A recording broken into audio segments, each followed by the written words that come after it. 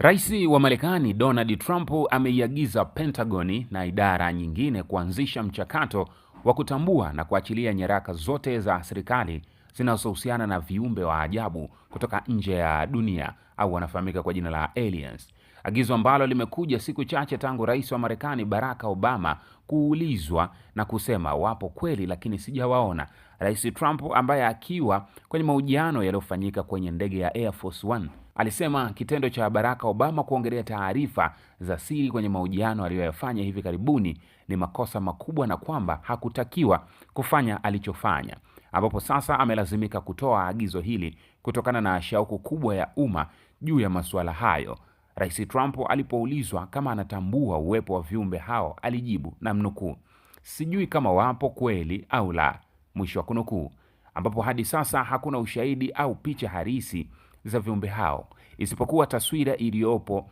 ni picha ya kutengeneza na zile ambazo hutumika kwenye filamu za Hollywood, kama ambavyo unatazama hapo kwenye video yako mtazamaji. Katika miaka ya karibuni, Marekani imeshuhudia pia ongezeko la hamu kubwa ya raia wake wakitaka kufahamu ukweli viumbe hao wa ajabu na maisha ya nje ya dunia, ambapo shauku hiyo imechochewa na tukio la mwaka 2017 na ripoti kuhusu mpango wa siri wa Pentagon na kuchunguza ushuhuda wa marubani na wanajeshi wengine wa Marekani walioripoti kuona vitu vya ajabu angani. Mnamo mwaka 2022, bunge la Marekani lilifanya mkutano wa kwanza kabisa baada ya kupita miaka 50 kuhusu UFOs, vitu visivyo vya kawaida vinavyoruka, huku makao ya ulinzi wa Marekani yani Pentagon ikiahidi uwazi zaidi katika suala hilo na kuanzisha ofisi maalum ya kukusanya ripoti zote za mawasiliano ya kijeshi na UFOs, ambapo mwaka uliofuata kamati ya bunge la Marekani ilichunguza mada hiyo bila kupata matokeo makubwa au uthibitisho